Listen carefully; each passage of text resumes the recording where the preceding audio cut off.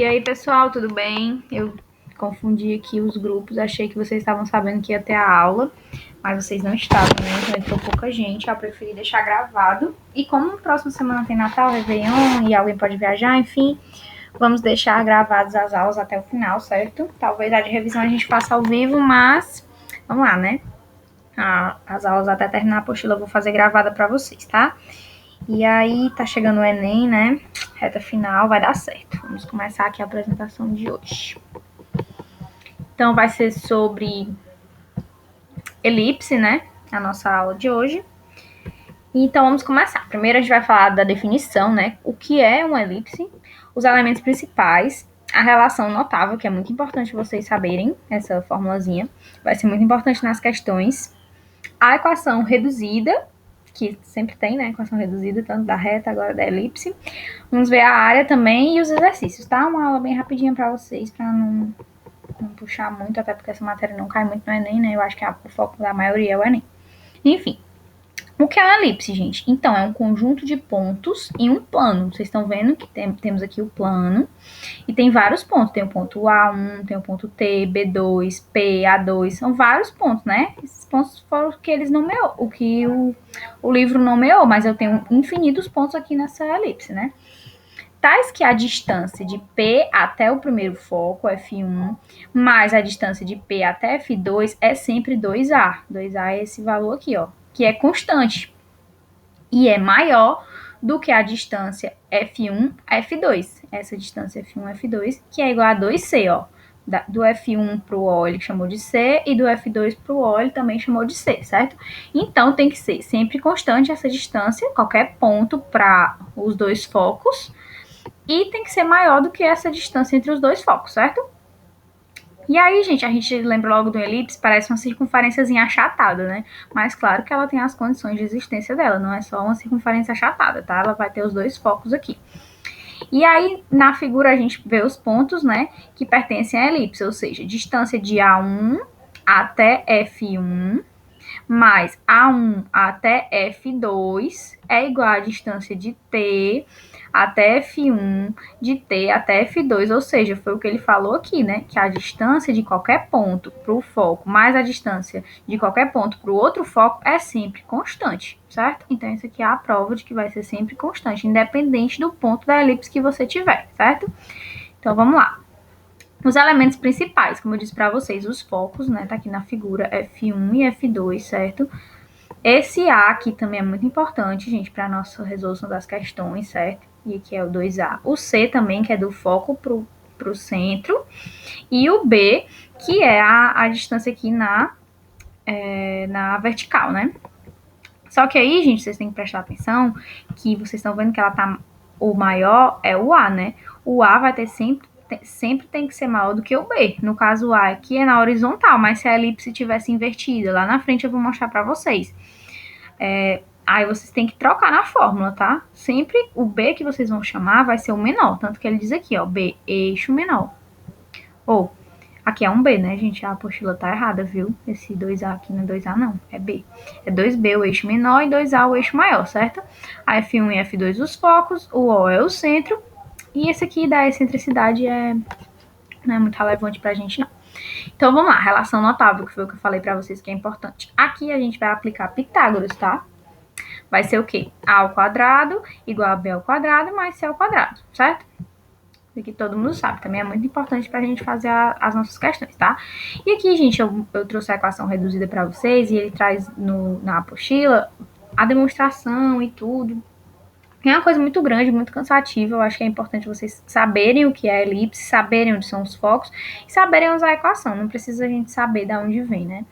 Então, a equação que eu quero que vocês decorem aqui para nossa aula de hoje é essa, que é o teorema de Pitágoras, que é A ao quadrado é igual a B ao quadrado mais C ao quadrado. E essa aqui, que é a equação reduzida, né?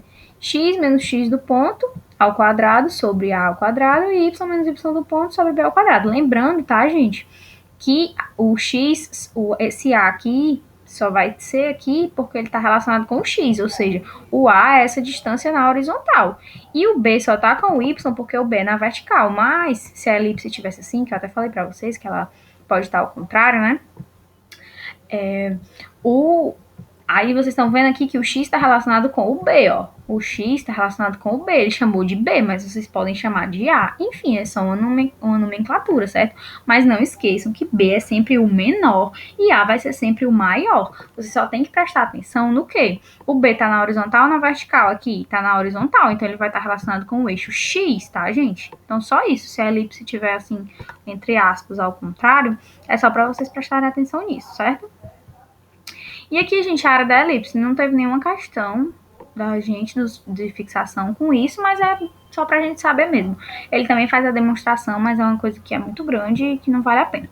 Então, a área vai ser πa vezes b, certo? Bem simplesinho aqui. Então, vamos para os exercícios, certo?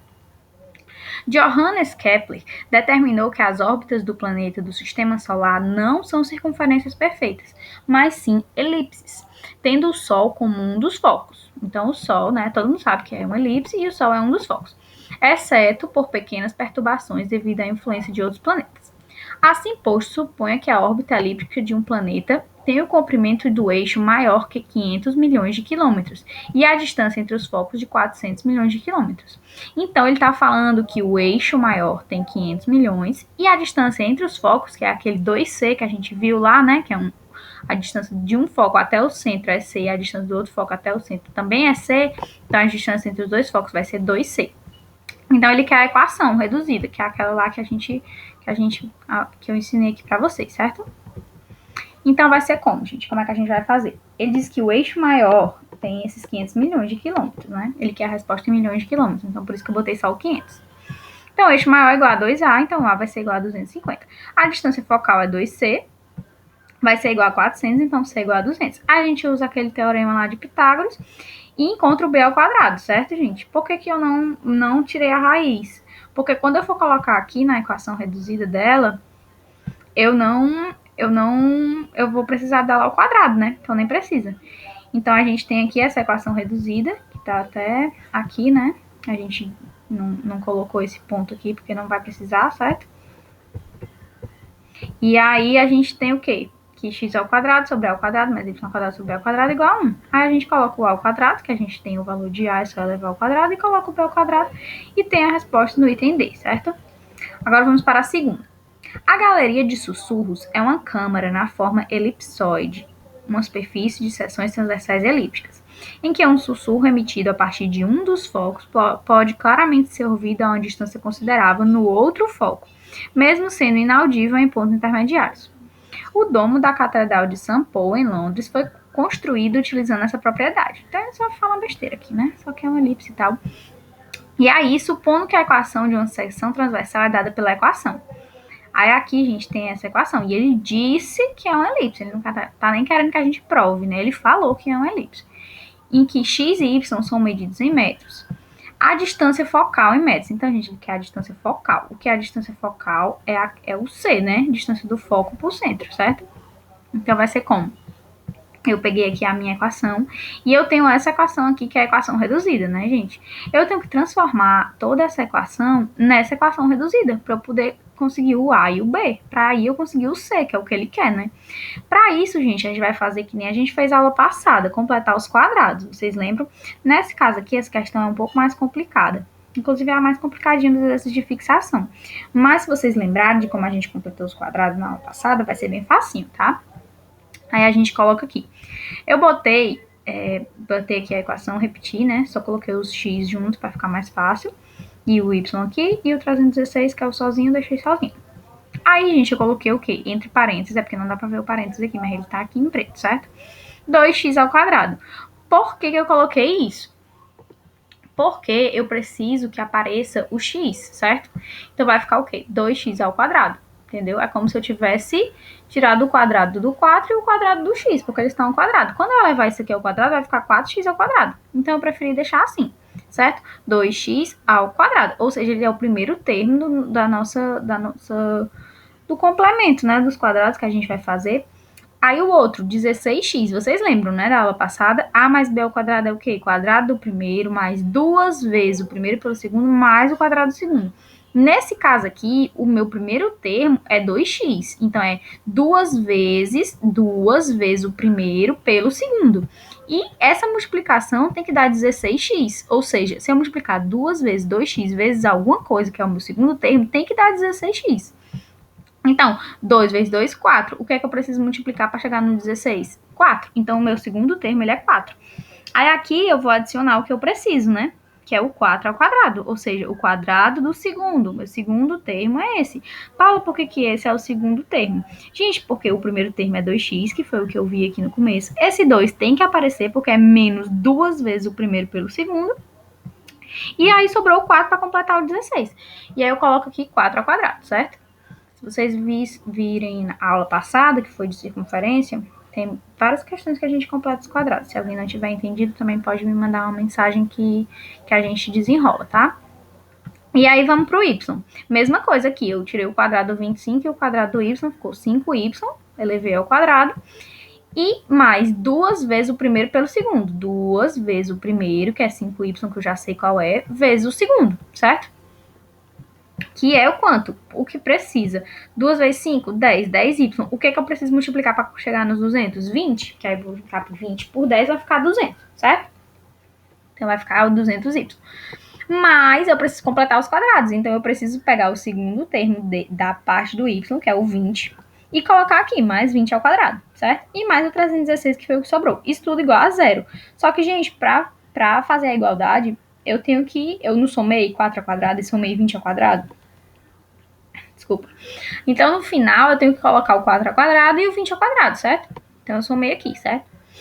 Aí vai ficar o quê? O primeiro termo menos o segundo termo, né? Vocês podem ver que se eu desenvolver isso aqui, 2x menos 4 ao quadrado, vai dar exatamente essa parte aqui de cima.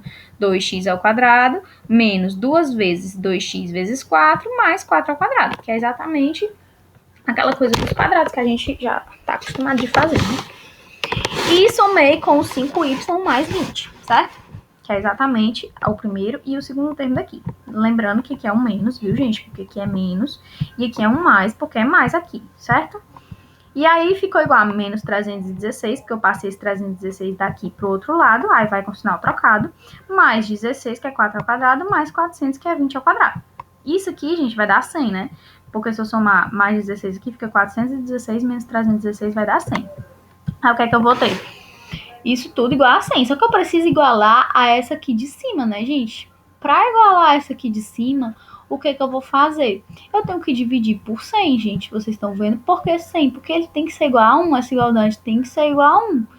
E ainda tem que aparecer os denominadores, né? Que aqui não tem nenhum denominador. Então, eu preciso dividir pelo valor da igualdade. Aí, eu vou dividir todo mundo por 100, certo? Aí, aqui, eu coloquei em evidência. Por quê? Porque eu preciso que apareça só o x, gente. Eu falei pra vocês no começo, né? Tem que aparecer só o x, certo? Então, eu coloquei o 2 ao quadrado. Porque eu colocando 2... Na verdade, eu coloquei o 2 em evidência. Aí fica x menos 2, certo? Só que ele tá ao quadrado. Porque tá todo mundo elevado ao quadrado. Então, fica 2 ao quadrado. Aqui é a mesma coisa. 5y mais 20, eu coloco 5 em evidência. Aí fica y mais 4. Só que tá ao quadrado. Então, é 5 ao quadrado em evidência. Aí ficou aqui o 2 de fora e o 5 de fora. E aí eu vou ter x e y sozinhos para eu poder chegar nessa igualdade aqui, certo? Todo mundo dividido por 100. E o 100 dividido por 100 vai dar 1, que é o que eu queria. Aí vai ter o quê? Eu vou dividir, gente. Aqui é 4, aqui é 100. Se eu dividir 4 dá 1 e 100 dividido por 4 dá 25. Então fica x menos 2 ao quadrado sobre 25. Mais. Aí o y mais 4 ao quadrado. 5 ao quadrado dá 25. 25 dividido 100 dividido por 25 dá 4. Então, agora, gente, eu vou ter o a ao quadrado e eu vou ter o b ao quadrado. Eu posso encontrar o c, que é o que ele quer, né? Então, vamos lá. O a ao quadrado é 25 e o b ao quadrado é 4. C ao quadrado é igual a b ao quadrado mais c ao quadrado, então vai ficar o quê? Que c ao quadrado vai ser a ao quadrado menos b ao quadrado, né? Que o b passa pro outro lado com o sinal trocado. Então, vai ficar que c ao quadrado é igual a 21. Aí, gente, a gente não tem o quadrado perfeito do 21, né? Mas a gente sabe que 4 vezes 4 é 16 e 5 vezes 5 é 25. Ou seja, o 21 vai estar, pode ser o quadrado dele 4,3, 4,5, 4,7, algum número entre eles. Aí, se a gente for nos itens, gente, 2C tem que estar entre 8 e 10.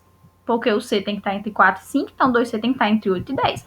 Aí se a gente ver aqui os itens, o que é que está entre 8 e 10? Só pode ser o 9, gente. O 11 passa, o 12 passa, o 10 não pode ser, senão o C seria 5, então seria C ao quadrado seria 25, e não é 21. E o 8 também não pode ser, porque senão o C seria 4, e 4 ao quadrado é 16, não é 21. Então só sobra o item B, certo? Nessas horas a gente tem que ser esperto mesmo e só marcar o item, como eu sempre ensino para vocês. Então vamos lá para a terceira questão. Para delimitar um gramado, um jardineiro traçou uma elipse inscrita num terreno retangular de 20 por 16. Para isso, usou um fio esticado preso por duas extremidades, M e N. Então, gente, isso aqui é uma elipse, né? Que ela está inscrita num retângulo. E ele quer a distância entre M e N, ou seja, a distância entre os focos, certo? Aí, o que é que eu fiz aqui? Fiz um desenho para vocês, não sou muito boa em desenhar, me perdoe. E aí temos aqui o retângulo dele, que é 20 por 16, certo? Nitidamente essa parte aqui na horizontal é maior, né? E temos aqui os dois focos, que é o M e N. E ele quer a distância entre os focos, ou seja, ele quer o C, né? 2C no caso, porque a distância de um para o outro é 2C.